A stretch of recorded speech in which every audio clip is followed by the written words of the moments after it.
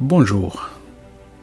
Nous vous remercions beaucoup de votre intérêt à nous suivre sur la chaîne Sur ma Bible. Nous apprécions vos commentaires, nous apprécions le fait que vous nous écrivez pour nous apporter des améliorations sur le contenu que nous diffusons.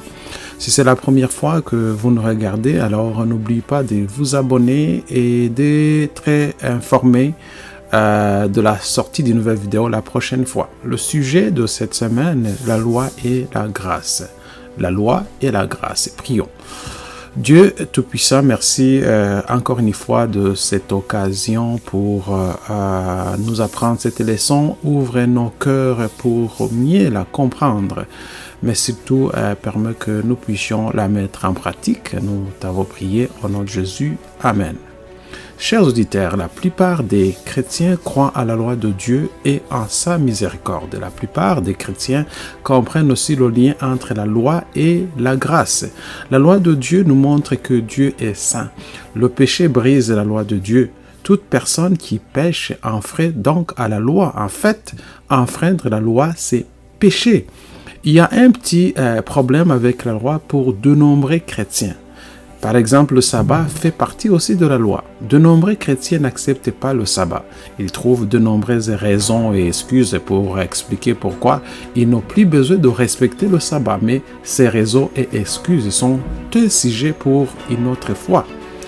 L'idée de la loi et de la miséricorde donc se retrouve tout au long de la Bible. Nous voyons cette idée dans le livre de Deutéronome. Oui, Deutéronome nous montre aussi le lien entre la loi et la grâce, mais Deutéronome nous montre ce lien d'une manière très spéciale. Dieu est un Dieu d'amour. L'amour est la partie la plus importante de son gouvernement. Dieu veut que nous l'aimions en retour. Il nous a rendus libres d'aimer et libres de choisir le bien et le mal. Une partie importante de notre liberté de choisir est la loi de Dieu. Les atomes font partie des plus petites choses que Dieu a créées, vous savez.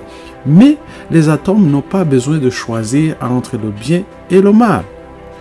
Ils n'ont pas besoin, dans le fond, d'une loi qui leur montre ce qui est bien. Parce que ce sont du matériel. Les vagues et les kangourous, les animaux ne peuvent pas non plus choisir entre le bien et le mal. C'est l'homme qui peut choisir entre le bien et le mal. Ils n'ont donc pas besoin d'une loi qui leur montre le bien et le mal. En Ézéchiel chapitre 28, versets 15 à 16, on nous parle de Lucifer. Le Seigneur annonce que cet ange puissant était rempli de mauvaises voies et qu'il a péché dans le ciel. Voyez-vous les mots remplis de mauvaises habitudes et péché. La Bible utilise souvent ces mots pour parler de ce qui se passe lorsque les humains enfreignent la loi, comme vous le voyez dans Ézéchiel 28, la Bible utilise également ces mêmes mots pour parler de ce qui s'est passé dans le ciel. Cette information nous montre que quelque chose d'important sur la loi de Dieu est nécessaire. La loi donc est importante à la fois pour les anges dans le ciel et pour les humains sur la terre. Alors on peut se poser cette question, à savoir comment la loi était décrite dans Deutéronome. On parle de la loi, mais comment elle est décrite dans Deutéronome? Le peuple hébreu se trouve aux frontières de Canaan. Dieu est sur le point de donner à son peuple élu la terre qui lui a été promise. Alors, comme nous l'avons vu précédemment, Moïse donne aux Hébreux quelques derniers enseignements et conseils avant qu'ils ne prennent la terre, cette terre promise. Une partie de ces enseignements comprend donc quoi? Les commandements auxquels le peuple doit obéir. L'obéissance fait partie de leur accord avec Dieu. Dieu a tant fait pour eux, Dieu va continuer à les aider à l'avenir. Dieu fera pour eux des choses qu'ils ne peuvent pas faire par eux-mêmes. Dieu leur donna ce qu'ils n'auraient fait pour mériter. Cette idée nous montre le sens de la miséricorde. Dieu nous accorde le pardon que nous n'avons pas mérité. Ce que Dieu attend réellement de son peuple élu en réponse à ce précieux cadeau, c'est de lui obéir. De la première à la dernière page de Deutéronome nous enseigne tout sur la grâce et la loi de Dieu. Dieu nous sauve par sa miséricorde. Il fait pour nous ce que nous ne pouvons pas faire pour nous-mêmes. En réponse à ce don, nous obéissons à Dieu et à sa loi. Nous vivons cette vie d'obéissance et par la foi, Dieu nous pardonne à cause de sa miséricorde. Sa miséricorde nous aide aussi à obéir à sa loi. Notre obéissance découle de notre amitié et de notre lieu avec lui. Certaines personnes cherchent à n'importe quelle excuse pour ne pas accepter la vérité biblique. Ainsi, ils disent que le Dieu dans l'Ancien Testament est méchant alors que Jésus est bon et gentil. Cette idée n'est pas nouvelle, elle est tout aussi fausse aujourd'hui qu'elle était lorsque quelqu'un l'a inventée il y a des centaines d'années. Encore, l'Ancien Testament nous montre à quel point le Seigneur aime son peuple. Il ne veut que le meilleur pour eux. Son amour est démontré de manière puissante dans Deutéronome. Chers amis, certaines personnes comparent la loi de Dieu à un mur. Lorsque nous restons à l'intérieur de ce mur, Dieu nous protège de nombreuses choses mauvaises qui peuvent nous détruire. En bref, Dieu a donné sa loi à son peuple parce qu'il aime ce peuple-là. Dans Deutéronome, nous voyons le même sujet encore et encore. Le Seigneur sauve son peuple de l'esclavage en Égypte. Moïse dit au peuple de se rappeler comment le Seigneur l'a libéré. Dans le Nouveau Testament, Paul utilise cette histoire comme une image pour montrer comment Dieu sauve son peuple par la foi en Jésus. Parce que les Juifs avaient la foi, ils n'ont traversé la mer Rouge comme s'ils étaient sur un terrain sec. Mais lorsque le peuple d'Égypte essaya de traverser la même mer, ils furent tous tués par l'eau. Vous voyez la différence. La foi et le manque de foi. Deutéronome chapitre 5, verset 6 jusqu'à 22 d'ailleurs, dans ces versets, Moïse répète les 10 commandements. Pourquoi? Lorsque Moïse dit au peuple le commandement du sabbat dans Deutéronome, il ajoute quelque chose de nouveau. Oui, le peuple doit sanctifier le sabbat car il montre que Dieu a créé la terre et le ciel, mais ils doivent également respecter le sabbat parce que Dieu les a sauvés d'Égypte. La miséricorde de Dieu les a libérés et leur a offert le repos.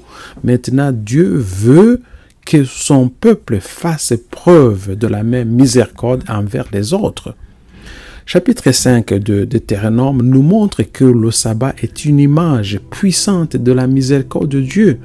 Dieu a montré sa miséricorde en accordant le repos du sabbat à tout le monde.